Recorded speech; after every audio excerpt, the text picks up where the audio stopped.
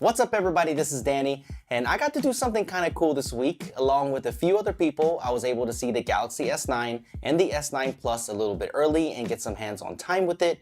So what I'm going to do is I'm going to break down the difference between the Galaxy S9 and the S9 Plus, and then I'm going to show you all the brand new features that you need to know about before you buy this phone. So let's go ahead and get started. First, let's talk about the design. They actually don't look much different than their predecessors, the Galaxy S8 and the S8 Plus.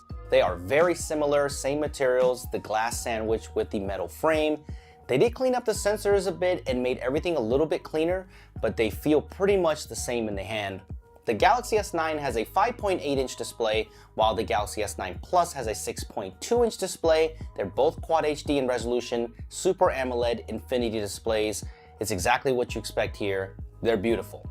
Just like you would expect, both of these phones have the fastest processor available right now, the Qualcomm Snapdragon 845 processor, but the difference is that the Galaxy S9 has 4 GB of RAM and the Galaxy S9 Plus has 6 GB of RAM. And just because their form factors are different, the Galaxy S9 is going to have a 3000 mAh battery and the Galaxy S9 Plus is going to have a 3500 mAh battery. I'm not gonna lie, right off the bat, looks like the Galaxy S9 has all the advantages here. Besides that form factor, I do really like the way that the S9 feels in the hand, just like the S8. I think it's that perfect form factor size, almost the same size as the iPhone X, which I really enjoy.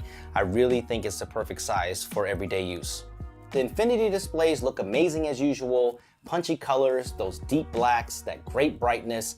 I can't wait to get this in to look at the display even more. There is a new color introduced this year. It's called Lilac Purple. So if you're looking for a lighter color scheme, this is going to be the color for you. There's only going to be 3 colors at launch in the US. I know this whole color thing internationally and everything. You're going to get the Lilac Purple, you're going to get the Midnight Black, and you're also going to get Coral Blue, which is my favorite. And there's also going to be a Titanium Gray version internationally. So international people get 1 extra color. They both come with 64 gigs of internal storage. There's an SD card slot there, so you can slap up to a 400 gigabyte micro SD card in there. The next new feature is one of my biggest complaints on the Galaxy S8, and that is the fingerprint scanner placement. They finally changed it, and now it's underneath the camera module, so it's a lot easier to get to, just as fast. I'm so glad they fixed this. This was one of my biggest complaints about the S8 and the S8 Plus. You still have Face Unlock and Iris scanning too, which is great. You kind of have security at all tiers. Of course, Iris is going to be the most secure, then fingerprint, then Face Unlock, but it's nice to have the choice. Another big complaint that I have about Samsung phones and the Galaxy S8 was that it was a single speaker. It was really easy to cover up, but I'm really excited about this one. They finally have dual speakers now on the Galaxy S9 and the S9 Plus. These dual stereo speakers are tuned by AKG, and they also have support for Dolby Atmos sound, which is awesome. When I tested it side by side with the older Galaxy S8, you can definitely hear a difference, and that Dolby Atmos sound gives it a spatial sound as well, so it's really nice to see. Of course, this is not the first dual speaker setup out on the market, but it's nice to see Samsung adopt this. This is a big deal for media consumption. And the icing on the cake to me is that the headphone jack is still there. Thank you, Samsung. The next feature is the one that I'm most excited about, and that is the new camera system. It's not the 12 megapixel sensor that makes a big deal, it's the dual aperture. So this is the first camera on a mobile phone that can switch between 2 apertures. So you can switch between f1.5 when you're in low light situations and f2.4 when you're in a well lit situation. This should really change the game when it comes to low light photography. I did take a couple of shots here in the studio that I was in, and you can see that the noise levels are good and the images are sharp. So you're gonna see a lot more images come from this phone, so make sure you stay tuned. If you're wondering how this works, in auto mode, it changes everything for you, so it just determines the best aperture for you depending on your surroundings. But if you use pro mode, you actually have a toggle for this here at the bottom. You can change in between the 2 apertures, change everything that you want, and get that perfect picture. So I'm actually really excited for this, and I can't wait to get my hands on this even more, to use it further, to see if it really changes low light photography. And I'm really excited for this because it could change the way mobile photography and videography is from now on. This is a game changer. The camera app looks pretty much the same. There is a dedicated food mode at the top and a couple of other toggles. And Samsung said this will shoot 4K 60 frames per second, so I'm really excited about that. Now the only bummer is that the Galaxy S9 only has a single camera, and the dual camera system only comes in the Galaxy S9 Plus. So to take advantage of all these features like live focus and all these different depth modes, you're gonna need the Galaxy S9 Plus. And I can't forget about the selfie lovers. It looks like the front camera is the same, 8 megapixels with f1.7 aperture. It's not all bad news for the Galaxy S9 without the dual camera, because there's one other killer feature on here, and that is 960 frames per second slow motion. We saw something very similar on the Sony XZ Premium last year, and the hardware approach is pretty much the same too, where Samsung built in DRAM into the sensor itself to help with the processing of the super slow motion.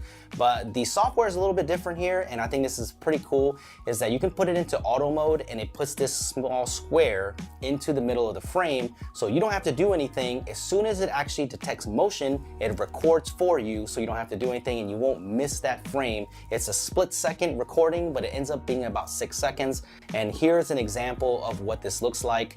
We were messing around with it and it looks pretty cool. I can see a lot of people having fun with this, and it's really easy to share as well. And another cool thing is that you can actually reverse the clip if you want to give it a little bit of a different look. So when the iPhone X came out, Animoji was a big deal. I wasn't a super fan of it, but people made a big deal out of it. And Samsung has an answer to that on the Galaxy S9, and it is called AR Emoji. So basically what you do is you take a picture of yourself and you actually become the emoji, which is pretty cool. And you modify yourself with different hairstyles and glasses and clothes. And this basically kind of reminds me of what Nintendo was doing. But what's cool is that you can have yourself as an emoji right on your keyboard after everything processes. So this is kind of a personalization thing that we've never seen before on other phones. It was really easy to do, and it also makes a ton of GIFs for you. So basically you're sharing yourself as a GIF and emojis, and I could see this being pretty fun. And even though I didn't get a chance to record it, you can do the same thing with Animoji, where you're using that AR emoji and you can speak to it, record it, and things like that. So you're gonna see a lot of these videos on social media. You might love or hate Bixby, but Bixby actually gets a few features that I think some people will be interested in. The first feature that I can see myself using and being really useful is the live translation. So it's built right into the camera app, and you can see live translation happening in real time. And it's not just reading one thing, it's actually reading all of the different things here, as you can see on this sign. And you can do this for menus, you can do this for documents. So I can see this being really useful. So this next feature is probably the most interesting feature, and I had to try it out for myself. I had a lot of fun doing it, but it's basically a live makeup mode where in real time you can switch between different lipstick shades and eyebrows and blushes and all kinds of different stuff. And yes, I'm a bad looking woman, so you're welcome. I'm sure I'm gonna see this on social media everywhere. I'm surprised how well this was working, and they partnered with Sephora, so if you like that look, you just hit one button and all of the products are right there for you to buy. So I can see this being kind of game changing for people that like this kind of stuff, and I can see where Samsung's going with AR, and this could be cool. So to kind of complete the package, this is exactly what you expect from a Samsung flagship.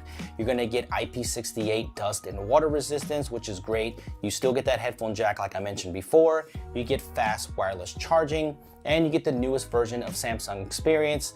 And you do get Android 8.0 at launch. Kind of sad that it's not 8.1, but hopefully we see a software update there very soon. Even though I feel like this is an incremental upgrade, there are a lot of features here though that might make you want to jump from your previous smartphone now. So if you want one of these, pre-orders go live March 2nd, and they'll be in stores March 16th. So which one would you choose, the S9 or the S9 Plus? I mean, if it were me, I'd probably pick the S9 Plus, even though it's gonna be more expensive for sure, but you get the dual camera system, you get a bigger battery, you get more RAM, so it looks like it's a little bit more future-proof. But I would say if you had an S8 or an S8 Plus, then you might need to think about if these new features are important to you, because I think they're very similar. But if you have something like an S6 or an S7, then I think that this is the phone that you're gonna be upgrading to, because I think it's pretty solid. All right, guys, thank you for watching this. Hope you enjoyed this early look at these two phones, and stay tuned for a lot more. So you're gonna get camera comparisons, unboxings, full reviews, all of that here. So make sure you subscribe, hit that like button if you did enjoy this, and I will see you guys in the next one.